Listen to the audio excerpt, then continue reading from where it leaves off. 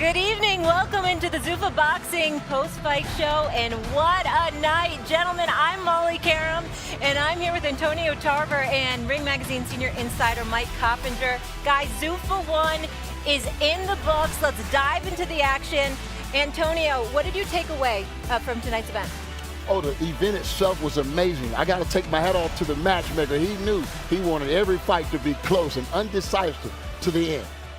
Yeah, that's what sticks out to me too, Molly. Yep. You know, often when you see these undercards, you see fighters that are just there to lose, to get knocked out.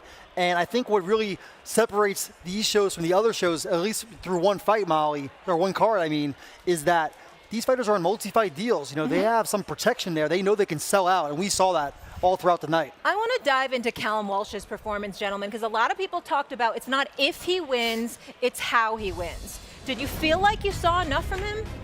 You know, I know it's difficult when you're fighting with a new trainer. He was with Freddie Roach, you know, the Hall of Fame trainer for a long time.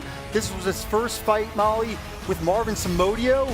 And Marvin Somodio told us that he wanted to see Callum Walsh as more of a boxer-puncher. So we saw that. We saw him using the jab, more patient approach. But I think I want to see Callum Walsh ratchet up the volume next time, vary up the punch speed, and really go for the knockout more. Did you feel like you saw a different Callum Walsh? Well, you know, to be honest, because the trainer change is a big deal. Nothing's perfect in boxing, and we always striving to be for perfection. But he's going to have to put this fight under a microscope, be honest with himself, and know where he can improve at. Work hard. He got to get back in the gym, and I think he has room to grow in advance. All right, we'll put a pin in this for now. Much more in just a bit. We have Heidi Andral standing by with the one and only Dana White. Thank you very much, Molly. Well, Dana White, congratulations. You remember UFC 1. How do you compare Zuffa 1? Yeah, well, you know, I would say UFC 30, which was our first ever production. We had never done production before. Lorenzo Fertitta was here with me tonight for the first one. You know, we know a lot more than we knew then. Am I absolutely thrilled with our first one? No. We have a lot of work to do this year. Tonight was a solid night. The fights were great, and watch what we do over the next year. We're just going to get better and better and better. You mentioned the fights were great. We start early with a couple of lightweight prospects. You got Troy Nash, Robert Merriweather III. I love the fact that these guys are going to the PI. They're taking advantage of the opportunities. Then you get up the card to start the main card. It was Julian Rodriguez, Cain Sandoval, everyone looking forward to that. Who impressed you the most tonight? Well, you're right. You know, people don't really get what we do here and how big it really is until you come to the campus and experience it like the fighters have this week. So, you know, off this experience we think we're going to get, like I said, in my first ever interview for the UFC, we are looking to bring in the best fighters in the world, you know, make boxing more fun, not just live, but on TV for the fans, and, you know, grow a sport that's been, you know, one of the biggest sports in the history of sports. So tonight was a solid night. Yes, there were lots of great fights tonight, ton of great prospects. Off the top of everybody impressed me. Without singling out anybody, we're the bells and whistles guys. I say this all the time. The fighters have to come in and deliver, and tonight they did for our first event. And I think as we start to get, you know, our the rhythm, right? Our shit together, I would call it. You know, it will just get better and better. And as the fighters start to come into Zuffa boxing and feel like this is their home, it's all gonna, you know, it's just gonna get better and better. I'm excited. I mean, speaking of home, I've obviously been in this building for many, many years, and to see the amount of people here tonight, and I've heard that that's gonna grow up towards 1,000 people in the coming months. Yeah, in May, we'll be able to do 1,100 here. We'll have 2 sky boxes. We have concessions. We got great bathrooms, everything. This is a real arena now. So, yeah, we're gonna do some fun things in it. It's a real arena. A lot of guys calling for a Zuffa belt. Will there be a real Zuffa belt? There will be. Yes, there will be a Zuffa title. We're gonna have to determine, you know, who fights for the title, and you know that'll all play out over the next several months. All right, real quickly, UFC 324, T-Mobile Arena, obviously Justin Gaethje and Paddy Pimblett. We heard even Sean O'Malley, Sugar Sean O'Malley is in the co-main event. He said he'd like to headline a Zuffa boxing card in the media this week. Will there ever be crossover like that? When I wasn't in boxing, I hated the crossover. Now that I'm in boxing, I hate it even more. So Okay, I was going to say, are we going to go, like, I know you hated women in MMA, and then Ronda Rousey showed up. Will that ever change, you think? yeah, that's a little different than the crossover in two different sports. I don't love it. Listen, will there maybe be some cases where I think it makes sense? It's possible. I'm not going to, box myself in a corner where I say I'd never do it, but I don't like it. I'm not interested in it, and it would have to be a very special reason to have me do it. Fair enough. We will be right back here in the Meta Apex next Sunday. Thank you so much, Dana White. We appreciate it. Molly, back to you. Thank you, Heidi. And if I know anything about Dana White, gentlemen, he is just getting started with Zuffa Boxing. You had this story 6 years ago. Yeah, 6 years ago, Molly, Dana White gave me a tour of the UFC PI and the Apex, the Meta Apex now called. And Dana had big plans even back then. And yes, it may have taken a little while for it to come to fruition, but never a doubt that Dana White would see it through. He's always been a big boxing fan. And if you go to the UFC PI or the Meta Apex, you see it's kind of like a museum of boxing, right? There's Mike Tyson photos everywhere. So Dana's love for boxing shines through, and I think he's going to do a big vision and see it through. I want to say one thing. I want to also let the fans know that I gave Dana a text in 2018, and I told him, you're the perfect guy for boxing. If you ever want to get in this sport, I'm behind you 100%. And I showed him that when we was in Vegas the last time. So. And we took step one tonight, and we had a lot of star power in the crowd tonight. And one of those guys is a huge signing here at Zuffa Boxing, who we'll be talking to in just moments live on set. That's Jai Opataya. And I understand, Mike, you got a little info for me on that situation. Yeah, look, Jai Opataya, one of the best fighters in the world. He's the Ring Magazine Cruiserweight champion. And look, I'm told that Jai Opataya is going to have the opportunity, like other Zuffa fighters, to bounce between Zuffa Boxing and also the Ring Magazine Riyadh season shows. So a lot of opportunity for fighters of Jai Opataya's skill level, and I think it's going to be very enticing. Bam Rodriguez is a free agent out there. His trainer and manager, Robert Garcia, had a few fighters on the card. So I think there's big plans in store. And with that, look who's here, the champ. We so appreciate you. And we cleared things up because everyone pronounces your name wrong, and we're just going to get it on the record. Opataya. Opataya, that's correct. Opataya, Yeah. we got it. I don't have the accent, but I'm trying. So what impressed you tonight? You were there ringside. What'd you think? Yeah, I was listening to you speak over there, and like they say, the undercard is usually a lot one-sided and stuff like that. But this, man, I learned Mexicans got a freaking chin on them, bro. Holy heck, fuck, tough dudes. But Walshy's got some awesome skill. He's obviously got some growing to do, but it's it's good to see where this is. This is the first fight night. Mm-hmm. This is the first one, so how exciting. I'm pumped to be a part of it. I'm pumped to be here. So let's go. Yeah, you've dominated the cruiserweight division. Why was Zuffa the right fit for you to take your career to the next level? I think Zuffa's going to be a new chapter. You know what I mean? I feel like they're here whether people like it or not. It's exciting. These are new avenues for kids, and as you can see, new upcoming stars. So it's something to be proud of. Something to be proud of, to be amongst it. But yeah, man, and I really hope these guys. Well, I'm convinced these guys can get these big fights over the line. So that's why I'm here. I want to be the first undisputed Zuffa champion. I want to hold that one too, and that's going to make you undisputed from now on. Yeah, and Jai, look, you're one of the best fighters in the world, one of the biggest punchers in boxing. We saw what you did in your last fight in December against Hussein Sankara, and I think you're going to be the first of many, right? But you're really the first major star to sign. You're already a big attraction in Australia. What kind of star do you think you can become stateside too? Man, it's exciting. You know what I mean? I don't think of myself as a star. Like the superstardom sort of stuff. I'm a world champion. Right.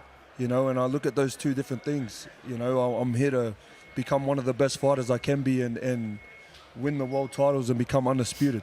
I'm chasing to be a famous superstar, you know. But obviously the accolades sort of come with it. But like I said, man, I'm chasing unification fights, and I want that Zuffa belt as well. Zuffa belt. Jai, you have been destroying guys. When are we going to get to cover one of your fights? When are you making your Zuffa debut? Well, I'm actually making my Zuffa debut on the 8th of March here in the same arena, man. So I'm pumped to be here. Okay, let's get it. Yeah, man, let's go. Absolutely. And also, correct me if I'm wrong, you haven't fought in the U.S., is that accurate? Not as a professional, no. So this will be my professional U.S. debut, man. I'm How excited. exciting is that? I know, here in Vegas, you know, people from my neck of the woods, we dream of stuff like this, you know, to be on big cards, and it's a massive opportunity for me, and I'm ready to go to war for it. How do you feel like Zuffa's approach has been different compared to other promotions? To be honest, I wasn't sure about it. You know what I mean? I've actually earned more respect for Zuffa boxing than Dana White being here. You know, I've spent a week at the institute at the UFC, the sporting place, and man, the team environment, the way he looks after all the fighters, it's sort of made me respect Dana White more. You know, from what I've seen with my eyes, because you know, you don't know until you see it yourself. Everyone can say this and say that.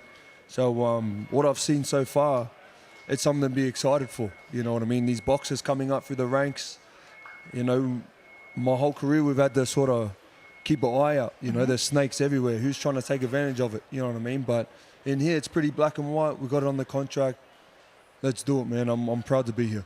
Well, I can't wait to cover your fight on March 8th. I can't wait for your Zuffa debut, your United States debut. It's going to be an honor. So appreciate you being with us. Appreciate that. Thank you very much. Yeah, absolutely.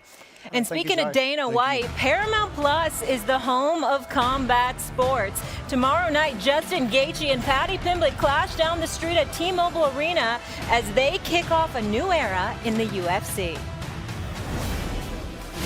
One of the most exciting fights you'll ever see on the biggest stage on planet Earth. UFC stars are out. They don't come much bigger than this. These are the moments that the fighters live for. Here we go.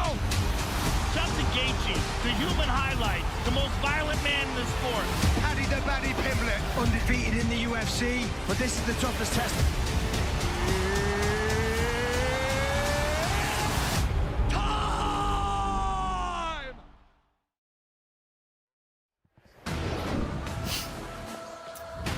Got something on Welcome back. Opening our main card tonight was Julian Hammerhands Rodriguez with a big win, his second straight win over an undefeated opponent. What did you guys think of his performance, Julian Rodriguez?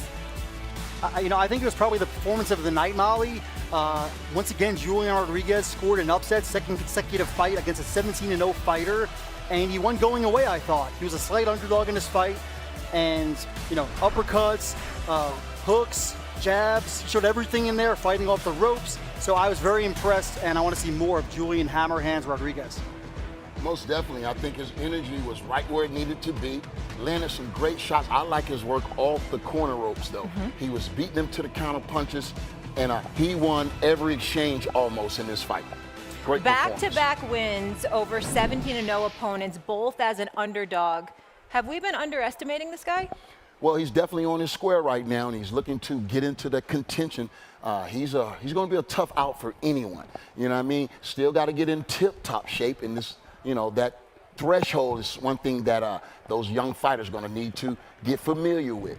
Cop, he fought less than once a year the last 5 years. Obviously, this big win tonight. We know Zuffa's going to keep him busy. How important is the activity?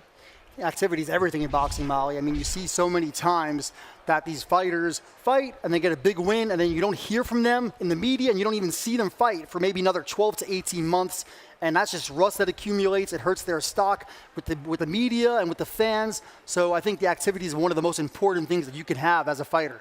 I want to get into Cain Sandoval really quick, if you don't mind. He showed a lot of heart, obviously a lot of pressure, a lot of will, maybe a little less skill. What did you take away from his performance? Well, when I first saw his body when he came to the ring, I thought that his condition would kind of slow him down, and I think it did. He got to get in that tip-top condition, and a lot of times they don't know where that level at until they're shown and directed there. You know what I mean? That's where the experience comes from, in the camp and in the corner. Yeah, and Molly, we've said it so many times, right? When you have a multi-fight deal and you know you're not going to get cut or released, you can fight like Cain Sandoval did and go all out and sell out as a pressure fighter. And yes, he lost decisively, but I want to see more of him. This is show business. This is entertainment. I was entertained, certainly.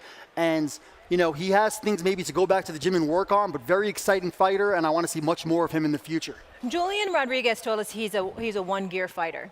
Did you feel like you just saw one gear tonight? Yeah, it looked like he was in one gear. Did not have a lot of variety to his game. Like I said, Rodriguez was the most energetic fighter in there. He never matched his energy. So he's going to have to really learn how to create the leverage that he wants on his punches. He's landing, but they wasn't effective as they could have been. And again, that's perfection and that's practice. What do we need to see from both of them to even take a bigger step? Well, like I said, they got to be matched right, and they got to get in tip-top shape, championship condition. Yeah. What about Misael Rodriguez? Let's get into the co-main event. What did you think of his performance? Obviously experienced, he was calm, he was relaxed. What stood out to you? Yeah, all of that for sure, Molly. And Rodriguez, he has the pedigree, of course, as an Olympic medalist. He's Mexican, so that always helps with boxing fans. And I thought he was pretty aggressive. That was a bad right eye injury on Deonda. So, to me, I'm not a doctor, of course, but he was saying he had double vision. That could be a serious injury, and that's obviously inflicted by Misael Rodriguez's accurate flush power punching. Yeah, his first stoppage win since 2022, and obviously we wish Austin Deonda a speedy recovery and want everything to be okay with him. Your thoughts, Antonio? Well, I did think Rodriguez, that pressure, bro. Someone's going to have to put that jab in his face, because if they don't, he's going to back them up, put them on that back foot, and land all kinds of effective shots as he did tonight. What do you think of him as an opponent for Callum Walsh? That would be a good contest. When you're looking at an Olympian, that type of experience. And I tell you what, we was just mentioning the jab. If Callum Walsh don't throw that jab, I don't know if he can stop Rodriguez from putting him on that back foot. Thoughts on that? I'm just putting, my matchmaking hat on real quick, guys. A little side hustle. You're a quick learner, Molly. Listen, I'm trying. I'm the rookie here. I'm the rookie with the vets. But yeah, anything else on that fight from you? Yeah, look, I think that actually makes a lot of sense, Callum Walsh against Misael Rodriguez, and we thought we were going to get that kind of nonstop pressure from Ocampo, right? That's what he promised, and I thought he was too patient in there. But against Rodriguez, I think Rodriguez would certainly apply the kind of pressure that would really give Callum Walsh the flexibility to really shine and show what he can do with his power punching. All right, right now we are going to go to a live presser. We'll be right back. Callum, congratulations on the win. Seemed like a grueling fight in there. He certainly had a hell of a chin. But talk to us about your thoughts and your feelings on your performance tonight. Yeah, I felt very good. Compared to the last fight, I felt a lot fitter, a lot better for the 10 rounds. Still wasn't too happy with the performance, but at the end of the day, he's a solid veteran, who's fought good fighters, been in there with the best of them, only been beaten by the best of them, and I think I had a pretty much a shutout, really. There was a few times where I was getting caught with weird. He was very awkward, he was doing weird things that I was like, I didn't even know what to do.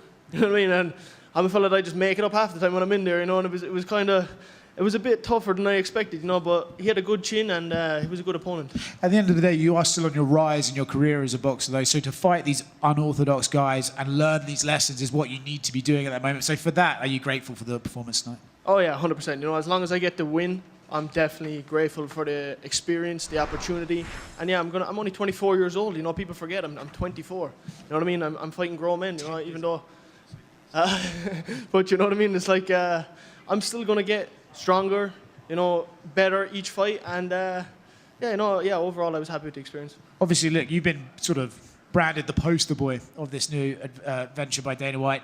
Talk to us about the entire Zuffa boxing experience this week. Fighting in the Apex tonight, obviously the expanded Apex, and talk to us about the whole thing. It was unbelievable experience. The standard over here is way above anything else, that I've ever seen, and it's just an honor to be here, to be part of it, We got good fights tonight because Zuffa and the UFC, they want every athlete to be at their best. You get the whole fight week plan, you get the meals, you get access to the best facilities, and that's what it's all about, there's no big favorite here. You know, everyone's taken care of, and they want every athlete to be at their best, to have the best fights, and yeah, I'm very grateful for it. You kind of answered it there, but last thing from me. If there were boxers that were kind of unsure about joining Zuffa, right? You've heard the criticism, you see what like Dana gets accused of, all that. If you were to tell other boxers, like, this is what you're missing by not joining this performance, like, this is why you should join Zuffa, what would you say to other boxers? Yeah, we just tell them exactly what I just said. You know, this is really what it's all about. You know, they genuinely care about the fighters. You know, they don't necessarily care who wins the fight. You know what I mean? There's no, like, oh, we want him to win. It's like, we want good fights. We want everyone to be in here and perform. And I would definitely encourage up-and-coming fighters all around the world to come and join Zuffa. And this is going to be the new era of boxing.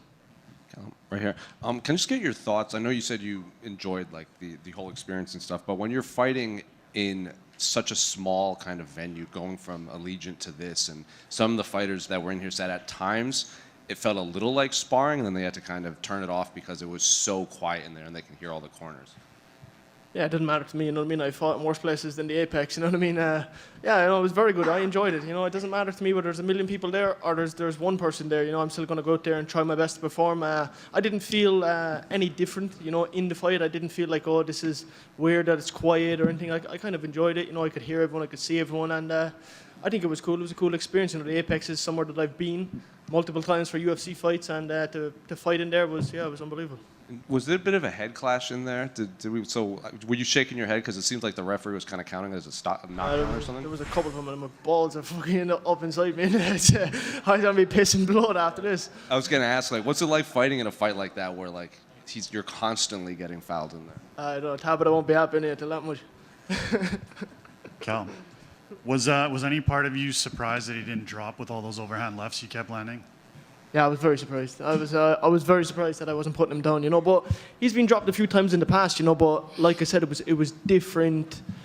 It was different events, you know. It wasn't at Zuffa where they're helping you with the weight cut, they're giving you the meals, they're preparing you to be your best, you know. So I think this was the best he ever was tonight because, like I said, Zuffa helping everybody to be. On other shows, he might have been a massive underdog that was pushed to the side, you know, and left to be at his worst, you know, given last minute notice or given the underdog treatment, whereas here it's all 50-50. So I think I got the best version of him tonight, and it was at 160 too, you know. I moved up in weight. He was heavier, stronger, so yeah, you know, I landed some good shots, but yeah, he's a tough fella. How did you feel about the fight kits? Because I know a lot of guys like to have their shorts and get used to them and things like that. How was the fight kits for you in there? I like it simple, you know what I mean? I like to just walk out there, get the fight over and done with, get out there and have a fight, you know what I mean? It's like fellas get too caught up in the walkouts, the outfits, to be having stuff hanging off them, you know what I mean? And just get out there and fight the man, you know what I mean? It makes it more real for me, you know what I mean? It brings it back to the gladiator times, you know, where there's no fancy shit. It's just two boys thrown into an arena and a fight to the death, you know what I mean? And it's good. I tried it at the end, you know what I mean? I tried to stand and bang, you know, do the Holloway Gagey thing. There was fuck all landing, you know what I mean? But I tried it, you know what I mean? I tried it. I tried to make it entertaining for everyone, but yeah, the fight kits, it doesn't matter. I like them, you know, nice and simple. And then, I don't know if you got to see too much of the co-main event. Misael Rodriguez, is that possibly a guy that you can match up with down the line? Tell me when. I'll fight in the next one if they want me to, you know what I mean? When is it? February 1st? I don't know if I'm allowed by the doctor, but I'm ready to go, you know what I mean? I love fighting, I love being here, I love being part of this, and I just want to keep fighting and fuck what everyone says. I just want to just keep fighting and keep winning and keep getting paid. Callum in the back. You're just 24 years old, but you've had a really unique trajectory as a young boxer. Been at Allegiant and then here at Apex. How do you prepare for these different environments in your camp, and how did you see your career going even at this point, and how is this so different for you? Yeah, you know, I prepare the same for every single fight. You know, I just get in the gym and I work hard, and as long as I'm prepared to my best, you know, I can fight anywhere. I can fight anyone. You know, I really believe in my ability. You know, it doesn't matter who I'm fighting. It doesn't matter where I'm fighting. I just love to fight. I really do. You know, I love to fight. Training is tough. You know what I mean? It's hard work, but it's my job. But I really enjoy the fight. I love fighting, and yeah, it doesn't matter where I fight. I see my career going just constant fights, constant wins, hopefully. And if not, at least I'll go out there and entertain and come back to fight another day.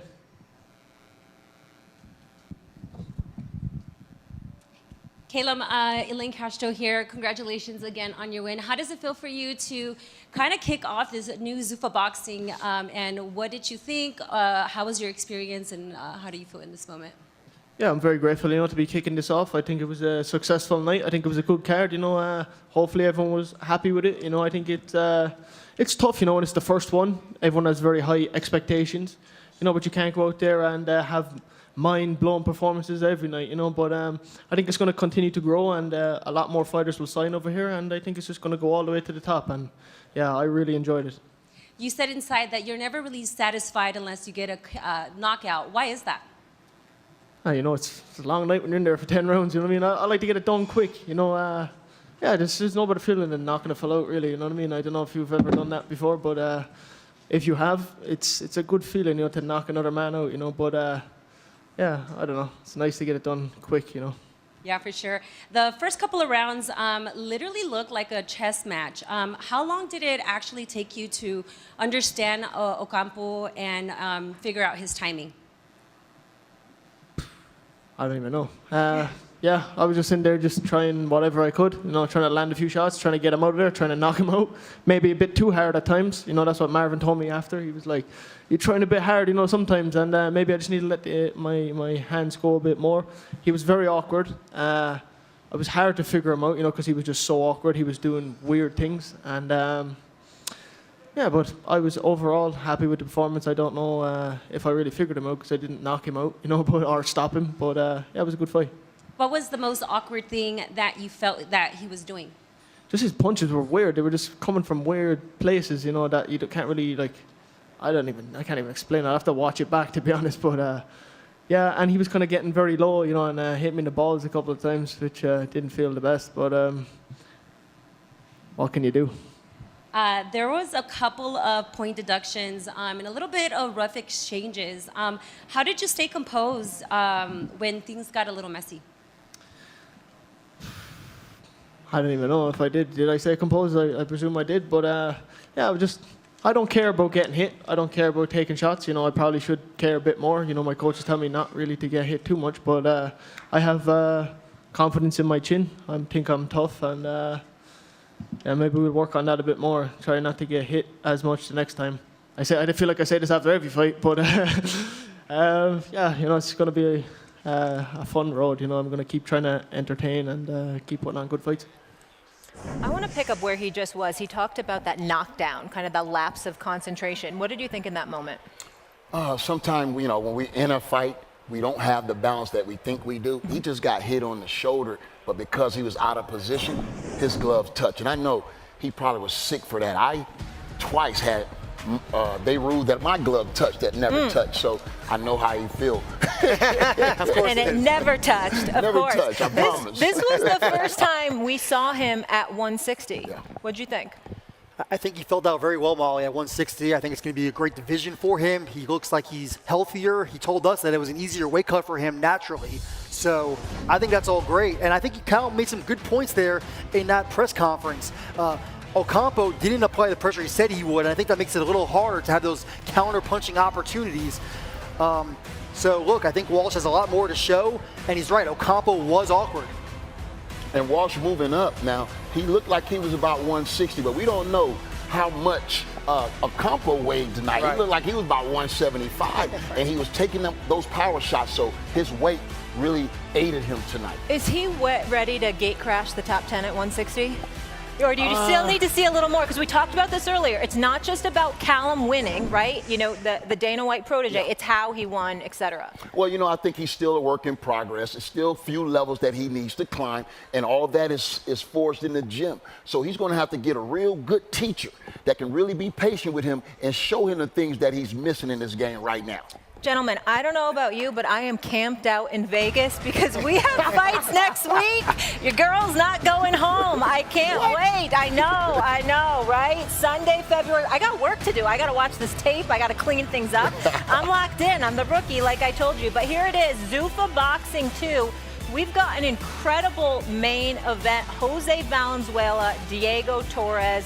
Talk to me, Antonio. Oh, Jose Valenzuela, I believe one of the most experienced fighters on this card. Even though he has 3 losses, and 14 wins with 9 knockouts. He's faced some of the bigger names in the game, Gary Russell Jr., Chris Colbert, and Edwin De Los Santos. So he got his hands full with Torres Diego because he's 21 and 19. We're going to see if those 19 knockouts are real. I want to talk about the rest of this card. Do you want to do like a spelling contest real quick with some of those names? I know about tough last names.